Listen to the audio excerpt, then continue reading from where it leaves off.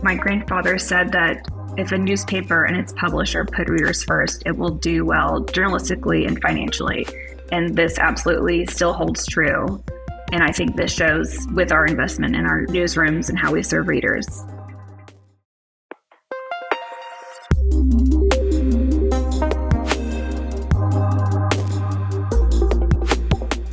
Hi everyone, and welcome to a new episode of the PressPectives podcast. I am your host, Rory Doyle, and I am here to dive into the latest trends and ideas in technology and publishing together with incredible guests.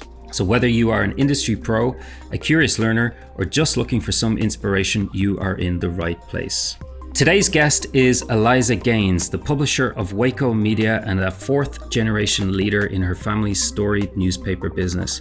Based out of Arkansas and serving 5 surrounding states in the southern US, WEHCO Media operates a number of daily and weekly newspapers and magazines alongside holdings in cable TV and internet. First founded in 1909 by her great-grandfather Clyde Palmer, the story of WEHCO is one of resilience, reinvention, and regional prominence. The name WEHCO is an acronym for Walter E. Husman Company, named after Clyde's son-in-law, Eliza's grandfather, who joined the business in the 1930s. The company's legacy includes a well-known battle in local news history when one of its papers, the Arkansas Democrat, took on and ultimately took over Gannett's Arkansas Gazette, a rare David beats Goliath moment in local journalism. Throughout her career, Eliza has held a wide range of roles at WEHCO, from executive editor of the Arkansas Democrat Gazette to vice president of audience development. Now as publisher, overseeing daily and weekly titles, Eliza is focused on securing the future of local journalism while upholding its role as a trusted watchdog for the communities it serves. Today, we'll talk about the challenges and opportunities facing local news, what it takes to retain new audiences, and how publishers can rethink their business models not only for immediate survival, but for long-term success. Eliza, you are very welcome to PressPectives. It's great to have you here. Where are you joining us from? Thank you for having me. I'm in my office at the Arkansas Democrat Gazette in downtown Little Rock. The engine room of the business. Engine room. The That's engine right. room. Our flagship. So you grew up surrounded by newspapers. Your family has been in the business for 4 generations. Do you remember a moment when you realized you wanted to be part of the business as well? Or was it something you resisted at first? I've always been really proud of our family's history in the business, and I've always loved to read and write. I was an English major, so I was very enthusiastic about working in the newsroom. But I did have some reservations about working on the business side, just because I was worried that I wouldn't be able to use my creativity as much. And when I mentioned that concern to my dad, he kind of laughed and said, "You have no idea how creative you're going to have to be working on the business side of things." And he was totally right, of course, because our industry has changed and continues to change so quickly. So you're forced to be creative and come up with new ideas and think outside the box. So a different kind of creativity on the business side, but I still really enjoy it. And from where you sit today, what's one thing you now know about running a local news organization that you wish you had understood earlier on?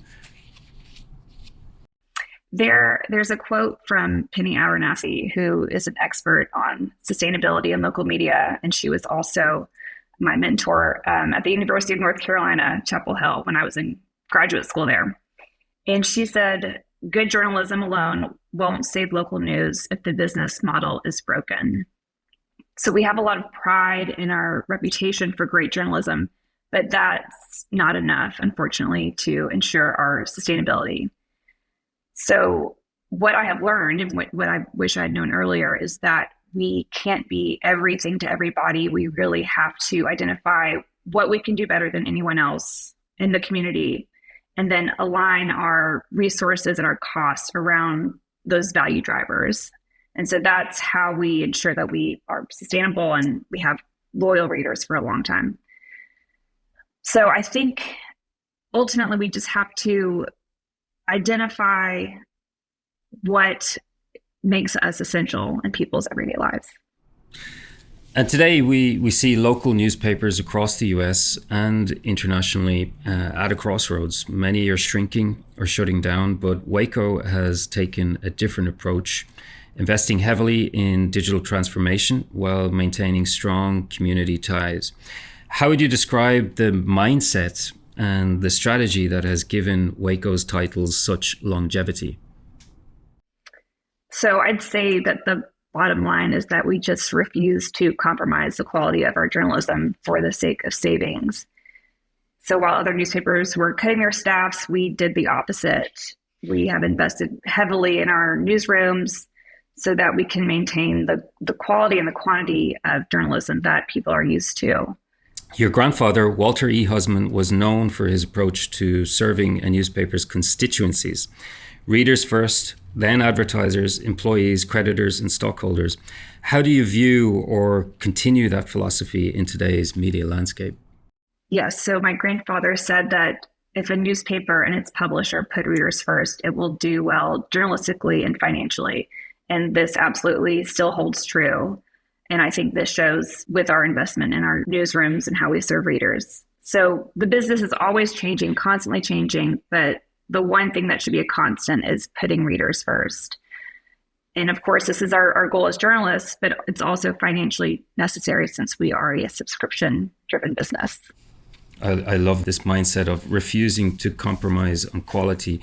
Let's dive into audience development. You mentioned that younger audiences often associate newspapers with something outdated, but yet still care deeply about their communities. How do you bridge that gap, and how do you make paying for local journalism feel as essential as supporting a local business or voting in a state or a federal election? So I think that younger audience, they see right through news sources that are leaning one way or the other. And so just being in the middle and being very trustworthy, I think that's a great way to bridge a gap, because they pick up on that right away if you're, biased one way or the other. They don't want to be in an echo chamber. They want, to just have all the facts and then decide the truth themselves. So I think if they see it as a watchdog, someone who holds government leaders accountable and just gives the straight facts, that will help bridge the gap. But they need to know that we exist. And so for a long time, we just relied on our legacy and our reputation and just assumed people know who we are, and they don't anymore. It used to be that you'd walk around town and you'd see people reading the newspaper. It was like free advertising, free promotion. And we don't have that anymore. People don't see, what you're reading on your phone. So I think just exposing them to more of our content and what we're doing and how it impacts, everything across our state, in our cities, our communities, through the things that we cover and their effects. As we think about newspapers as pillars of civic life, some national and local publishers have also experimented with non-profit models, allowing readers to give donations or charitable contributions in lieu of paying for a subscription. This is something I think you've applied at WEHCO as well. Can you tell us a bit about this strategy, and has it been successful? So all of our readers do have to pay for a subscription. I know that some newspapers have a different model where you don't have to pay a subscription if you're a donor, but for us, the donations are in addition to be a subscriber, or you don't have to be a subscriber to donate. So what we have done is partner with the Arkansas Community Foundation, which is a nonprofit, so that donations to our fund are tax deductible. And so the Community Foundation administers the funds, and we thought this was great for transparency's sake as well. So we submit requests, and then the money is given to us from the Community Foundation. And it has to be all local news related, and they have to approve it. So I think that helps with the transparency as well. So we've had great response from our community in terms of fundraising. People see what has happened in other states to newspapers, communities that don't have newspapers anymore. And when they travel, they pick up a local newspaper, and it's just nothing compared to ours. And they don't want that to happen here. So over the years, readers have asked us how they could support us and support our mission beyond a subscription. And so this is a way to do that, and they can make it a larger investment. So again, it's just donations are only used to support newsroom operations. So travel, send reporters around the state to cover important issues, training for the newsroom staff, fun new positions for really specialized coverage, that kind of thing. Building audiences today also means rethinking how news is delivered. Younger audiences are used to consuming news in quicker bites or sound bites. Everything from push notifications to reels to TikTok videos to newsletters. What have you and the team at WEHCO learned about what younger readers value in news products today? And how are the products and brands that you're overseeing adapting storytelling to match these insights and habits? I think what we've seen is that news fatigue is a real thing. And I think a lot of younger people were very overwhelmed during COVID with all of the bad news and just constant bad news. And so I think that they want to be able to get their news to be easily digestible on social, newsletters, podcasts. What I say is something that parents could read in the carpool line or listen to in the carpool line. It has to be quick and really engaging. We know they want more local content, more unique content, and personalized is a biggie. And positive news, which, is something that I think a lot of people appreciate during these times. So in terms of bridging that gap with the younger audience, personalization is huge. And people just don't want to have to sort through things that they're not interested in. They want to be able to quickly get to what they want and not have to go through an entire newspaper. It's just changed so much. In terms of social, we had to come to terms with the fact that it's not necessarily always going to lead to a subscription, but it's really good for building our brand awareness and a good way for people to connect with our reporters. And video is obviously a great way to engage people. We have been really working on connecting with younger audiences, especially in Arkansas. And we did a survey recently, and something that came up a lot was they would love a short, localized daily podcast. And several of them mentioned NPR's Up First podcast, which I've never listened to, but just a short daily podcast, localized. You mentioned some of the feedback from younger audiences has been about positive news and positive content. How has the newsroom been adapting to that, and how are you bringing it through in any of your brands and channels? One way that we bring positive coverage into our product is with our featured content. So Arkansans who are doing really interesting things or positive things in the community and highlighting those people. We do that every Sunday with a high profile cover. So it's one person every Sunday who is an Arkansan and is doing something really inspiring or is very well known in Arkansas, and just learning about their life. I think that's a good way to do it. And also just exciting things going on in our state, what makes it unique. Music, arts, culture, food. Food is a big one. And I think just bringing more features content, servicing it more maybe in social or on our website, and not just having all that heavy news at the top. I think that's one of the challenges of the digital news product is above the fold, and you have limited real estate in what you can promote and what you can feature, and you also need to get key messages, key stories across. And when it's the printed product, you can have much more space to kind of drive people to some of these other parts of the publication that might not be as serious or time sensitive in terms of what's going on in the community or in the world. Let's talk a bit about WEHCO's iPad program, the initiative where you distributed iPads to drive digital subscriptions. It was a bold idea and investment for the business, both financially and I'm sure logistically. I'd love to go back to what was the original strategy behind it and what has made it so successful, and how is it doing today? So I feel like this could be an entire podcast. Just this topic could be an entire podcast episode. But in 2018, we were kind of at a crossroads. We had been profitable for over 20 consecutive years. And that year we were looking at a loss.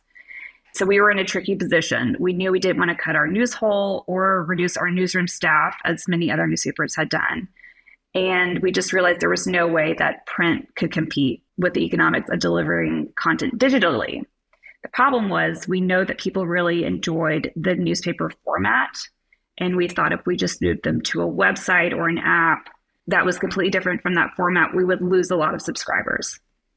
So my dad, who was the publisher at the time, he came up with the idea to stop home delivery of the printed newspaper and instead offer subscribers iPad to read an exact replica of the print edition. So we still do single copy sales and daily, and then home delivery on Sunday. But people are now reading the replica edition on their iPad, on their tablet, or on their phone. So they have the experience of reading the newspaper, but we don't have the cost of the print delivery. So it was incredibly successful, and all credit goes to my dad and the team that was working on this at the time. When he told me this idea, I was on maternity leave and I thought it was nuts. But I have so much trust in him, and he's always been a visionary. So we went for it. So 79% of subscribers kept their subscription, and we gave thousands of iPads away. And some people already had tablets, so they didn't want an iPad, but they kept their subscription. So I think there were two really important things that led to the success of this. And the first was the same format. People didn't want that big of a change. It was too big of a leap to ask them to go to just an app or just that was not the same format. And they're able to make the font bigger. They can look at more photos and videos and extra content. And we could add pages easily to the replica edition because you don't deal with the cost of the newsprint. You can share stories really easily. So I think that was the first part of it, was just the same format. And then there were some additional things we could do. And then the second was the customer service that we were able to provide people. Some of our subscribers are older, and having to deal with setting up the iPad was hard for some of them. So we had great customer service, one-on-one trainings with readers, and good communication about the process and how everything was going to happen. And we were very transparent about the economics of why we had to do this. And I think people really appreciated that. And as you mentioned, you've now transitioned from what was originally a 7-day print delivery to 1-day print and 6-day digital. Did the iPad initiative and its success play a role in that change? Absolutely. Again, we are a statewide newspaper. So thinking about the carriers we would have to pay, the expense of going all over the state to deliver these newspapers, it was just a no-brainer. And how has retention been since you made the change to digital? Retention has been great. The Medill School of Journalism in Chicago, they actually did a study of digital subscriptions throughout the country and found that we had the highest retention of any newspaper. And I think part of that is just because people love the format, but also if they cancel their subscription, they have to give their iPad back. So we know that the business model for local news has fundamentally evolved. The high margin revenue streams from print advertising has changed. Every dollar is different, and in some cases harder to earn in a digital environment. You've said that your goal is to make the newsroom fully funded by digital revenue. I'm just curious and interested to know what sort of other revenue experiments have you been trying, and what has been the most promising? And is there anything that's surprised you with success and failure on that side? So our most successful recent initiative is our subscriber exclusive effort. And that is just tagging certain stories on our website as subscriber exclusive and reserving them for people who pay for our product. And this was just such a no-brainer. I don't know why we didn't do it sooner. And I hope other newspapers start doing it more often as well. So it's basically just the stories that readers can't find anywhere else. And we offer a trial of $1 for 8 weeks. And we've had better attention than any other offer made to potential customers with this effort. I think mainly because the stories are stories that they're not finding anywhere else, and they really just want to read that story. And so $1 for 8 weeks sounds, very reasonable to them. And then we've kept them after those 8 weeks. So it was not terribly hard to implement. And it's up to the editors to decide what content that they want to tag. But most of our content is tagged subscriber exclusive. So we launched that in 2023, and it's gone through all of our markets. And we have gained almost 19,000 new subscribers across our markets.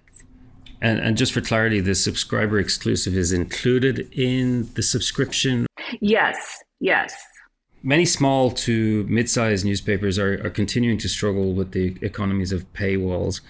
Anything else that you've approached with your titles than what we've discussed today that's been successful? Really struggled with this because we've always had a tight paywall. When a lot of newspapers started putting their stuff online, in the early 2000s, my dad said, no, we're not doing that for free. Why would we give away our journalism for free? Because what people are paying for is the journalism, not the platform necessarily. So we're very strict with paywalls, always have been. So it's not really a surprise to people that they have to pay for our content. And looking forward into the future, many publishers are focused on immediate survival rather than long-term innovation. Given the success of everything that's been happening at WEHCO, I'd love to know, what do you think local newspapers should be thinking about 5 to 10 years from now to ensure they remain firmly relevant and financially viable? Well, as you know, things change really quickly in our industry. And with AI, they're going to change even more rapidly. So I think instead of worrying or guessing what it will look like in 5 years, you have to clearly identify what your core values are and just commit to sticking to those as you adapt to meet the reader's needs. So all we can do right now is use the information we have at this moment in our hands to try and create a path to sustainability. So what are the things that we know now that will be true in 5, 10, 15 years? We know that people will always want reliable news. They will want to access it easily in a format that works for them.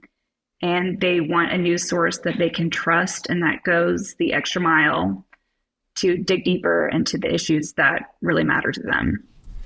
And you mentioned their AI, which is in some cases a little bit of an elephant in the room for many industries, not just publishing.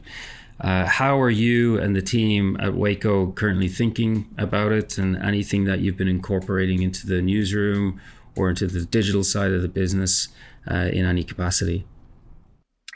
We've mainly used AI to streamline our workflows, just in terms of page design and production, and then also to improve reader acquisition and retention. So how can we use AI to summarize our coverage to be formatted for different audiences and platforms? How can we use AI to give the readers more context with charts or tables, lists, and that kind of thing? We do not use it ever for story creation. We're very strict on that. Our AI policy is part of our ethics policy, and we publish that on all of our websites so that readers can see exactly what our policy is and can hold us accountable to that. We'd also like to eventually use it for newsletter automation instead of having a person have to manually put those together. Eliza, it's been fantastic to connect and learn about WEHCO and the values-based approach in the business and sticking to the fundamentals of quality journalism and providing your readers with a quality service and a quality product. I just want to end on one question that we like to ask all of our guests. And I'm particularly interested in your answer, given that you grew up more than anybody we've talked to yet in this industry. In a parallel universe where you did not grow up in a family in the newspaper business, what career might you have pursued if you weren't publisher of WEHCO? If I were not in this job, I think I would probably be an author. I still love to write and do it any chance I get. Nice. Okay, well, that's a wrap on our latest episode of the PressPectives podcast. Thank you very much, Eliza, for joining us, and thank you all so much for tuning in. We bring you new episodes every month, each one featuring a different leader in the world of publishing. So be sure to subscribe on Spotify, Apple Podcasts, or YouTube to catch the latest. Thank you, Eliza. All right, thanks so much.